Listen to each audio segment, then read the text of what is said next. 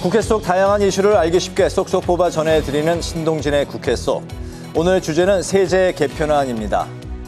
이재명 정부의 첫 세제 개편안이 윤곽을 드러내고 있는데요. 윤석열 정부에서 단행됐던 감세 조치를 바로 되돌리겠다는 건데 감세 정책이 세수 감소로 이어지자 이를 원상복구해서 재정 기반을 확충하겠다는 취지로 풀이되고 있습니다. 하지만 증세가 현실화되면 미국발 관세 전쟁으로 생존 기로에 있는 기업들에게는 부담이 가중될 수 있다는 의견도 나오고 있습니다. 기재부 등과 함께 세법 개정안 관련된 논의를 하고 있고요. 지난 정부 때 세입 구조가 완전히 무너져 내린 심각성에 대한 인식을 좀 공감을 하고 있어서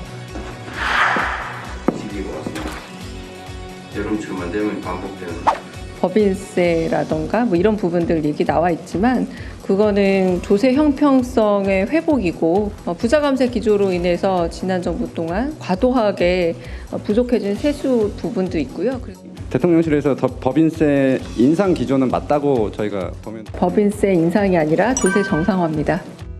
우리 위원장님께서 다 알고 계실 것입니다. 그렇지만은 5월 30일까지 법인세를 원상 회복하는 거 법인세율에 대해서 좀 적극적 고민해야 되지 않겠습니까? 어떤 응당 부담이라든지 그 효과 이런 걸 따져서 또 하여튼 적극적으로 좀 아이디어를 내요. 시스템이 사실상 무너졌고 이뿐만 아니라 대통령실 내부 인사에서도 민주당과 이재명 정부가 세수 부족을 이유로 또다시 법인세 인상을 시사하며 기업들의 불안을 키우고 있습니다. 법인세 수입이 줄어든 건 세율 탓이 아닙니다. 기업 실적 부진 때문입니다. 인상은 정당기구로 당해 민주당은 조세 정의 실현으로 미래 성장의 길을 열겠습니다. 국가의 정상적 운영도 미래 성장 동력에 대한 투자도 어려움을 겪고 있습니다.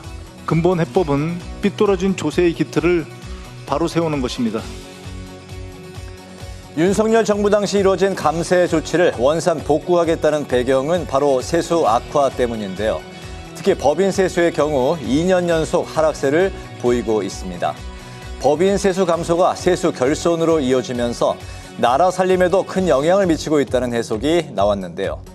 한편 기획재정부는 법인세 최고세율을 24%에서 25%로 다시 올리고 주식 양도소득세를 내야 하는 대주주 기준을 기존의 50억 원에서 10억 원으로 다시 되돌리는 내용의 세제 개편안을 이 대통령에게 보고한 상황입니다. 하지만 법인세율을 다시 올리면 기업 투자 위축과 경기 둔화를 경계해야 한다는 우려도 나오면서 여당 내에서도 의견이 엇갈리고 있습니다. 세수가 덜 거친 이유가 경제가 어려워서인 것도 있겠지만 법인세 인하 등 무분별한 부자 감세 조치가 가장 큰 원인이다. 법인세 원상복구만으로는 세수 부족을 메꿀 수 없을 것이다. 법인세 부분은 저는 일단 좀 신중할 필요가 있다. 경제가 좀 좋을 때는 사실은 이렇게 증세도 할 수 있고 그렇겠지만 경기가 나쁠 때는 기업이나 민간에서 세금을 부담하기 굉장히 어려워요. 그게 별로 효과도 없고요. 너무 서둘러서 강행해서는 안 된다고 생각합니다. 여러 가지 파급 영향까지 고려하면서 방안을 좀 설정해 나가는 것이 맞다라는. 세입 확충과 경기 활성화라는 두 마리 토끼를 다 잡아야 하는 상황에 놓인 이재명 정부. 어떤 세제 개편안으로 돌파구를 모색할지 지켜봐야겠습니다. 지금까지 신동진의 국회 속이었습니다.